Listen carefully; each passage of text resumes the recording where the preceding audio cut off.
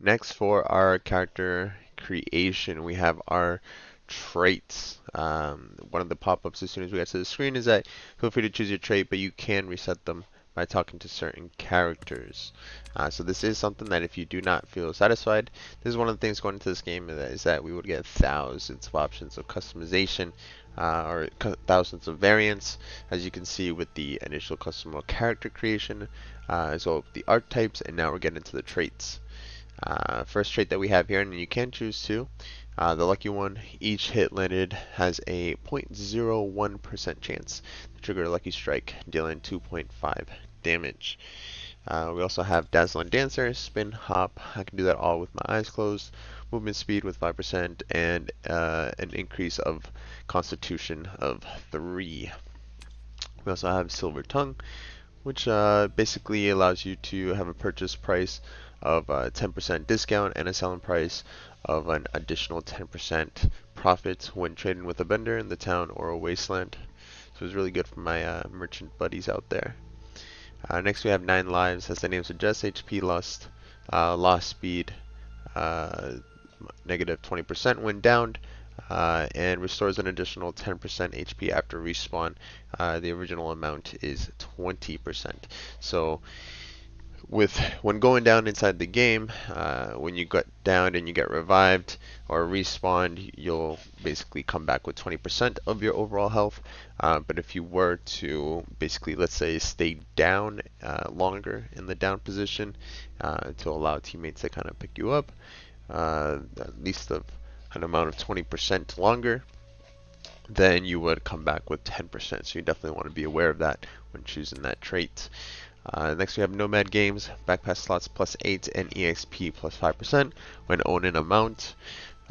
This one will be interesting to see. We don't know just yet what kind of mounts there are, so once we jump in the game we'll be able to see how soon we can get a mount, but this could be something that we could do since I opted in for more of the looter specialized character. So next we have Charmer. Your total Charmer with your practice smiles. Practice smile initial affinity plus 200 when gaining a new companion. This is something that we might do. We'll get to see what kind of relationships we can create on the field. Next we have Artisan, agility plus 2 for every 20 chests opened, and agility plus 1 stacks up to agility 8. This will be interesting because we do want to go around opening as much things as possible, so we'll see what this could look like, but this could be something that we'll just kind of add that there for now.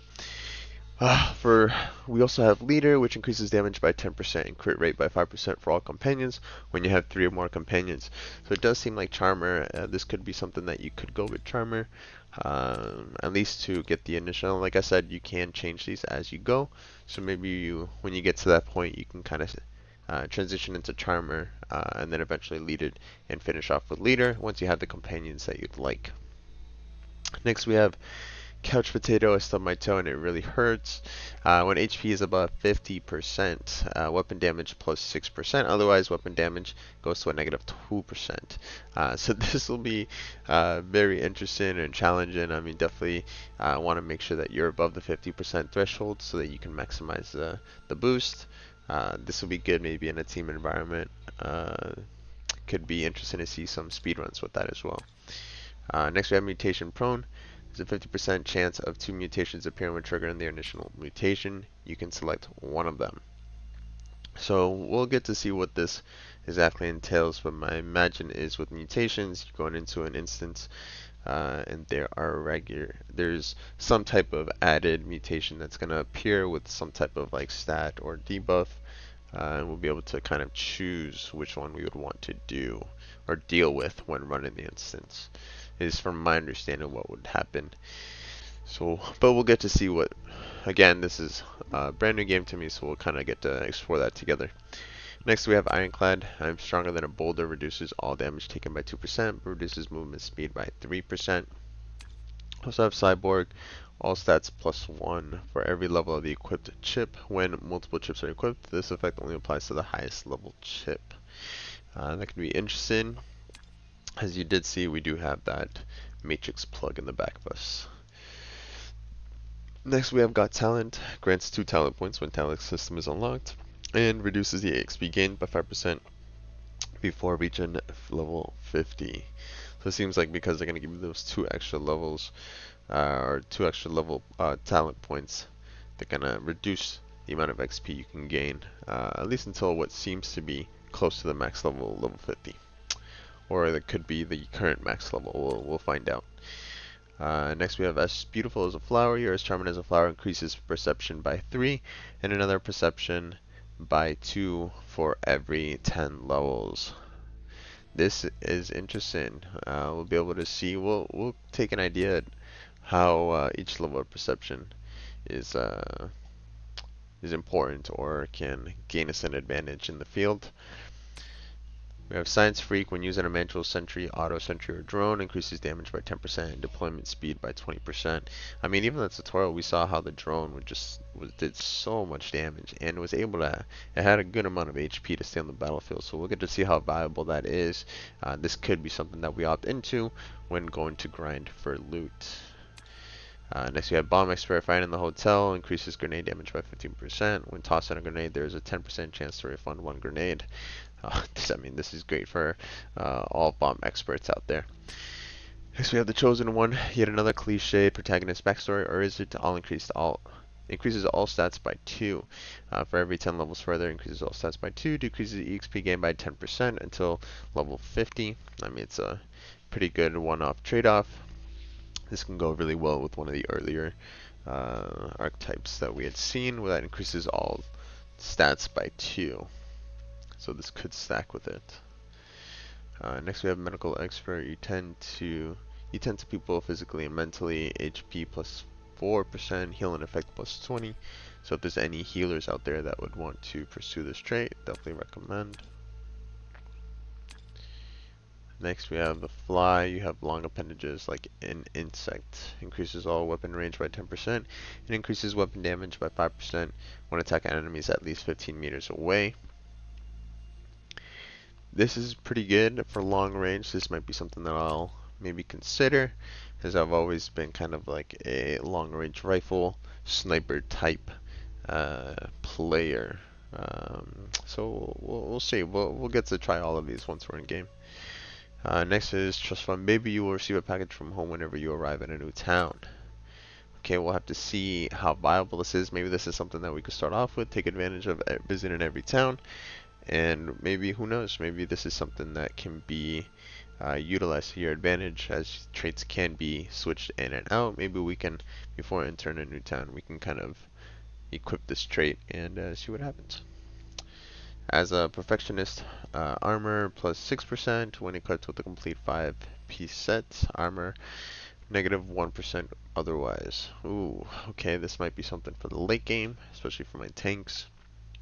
Observer, being well informed puts you ahead of the pack. Increased visibility range by 30 meters and perception by 3 when exploring the wasteland. Alright. Next we have Bully. Weapon damage plus 5% when attacking enemies with less than 75% HP. This could be actually really good for easy clearing. This might be something that we'll consider as well. Okay, that might be something that I'll add on earlier. I think the other one that we were considering was the drone, but I think just for certain sake, maybe we'll go with Bully. Next we have Foodie. Con plus 5 when using food, all stats plus 3 for 30 minutes. It's a nice little buff, especially if you can just use food like all the time. You can potentially always have something going. Rough but tough, you're stronger than anyone else. This is for the trait Hideous. Strength plus 3 and extra strength plus 2 for every 10 levels. Alright, so my super strong boys. And then more just additional stuff for my sharpshooters. We have the sharpshooter trait, which is headshot damage plus 12% and non-headshot damage minus 2%. So it kind of entices people to go for the headshot. We'll get to see how viable that is in game. Again, recoils can be a little bit crazy, so this is more for like rifles. But maybe it can be stacked if you're just kind of tapping, which is what we tried to do in the tutorial. So this could be another option as well. Next we have Vertilion, increases weapon damage by 5% and increases HP by 0.02% per level upon reaching radiation level 2. Next we have Architect. When building bases, reduces materials required by 5%. And then Armor Enthusiast. You're an avid collector of various styles of armor. Armor plus 30, Armor Mastery, Speed plus 10%. This is really good for my tanks as well. That could probably be stanked. I tanked earlier with my Perceptionist trait. Something that we'll consider moving into. But I think for myself, I think we're going to go with Sharpshooter. And with the earlier one, which I believe was called Artisan. Getting those chests opened. And getting the agility up. Being able to run places. Alright guys, we'll try this out and let me know what kind of traits you guys chose down below. Anyways, I'll see you guys. Bye bye.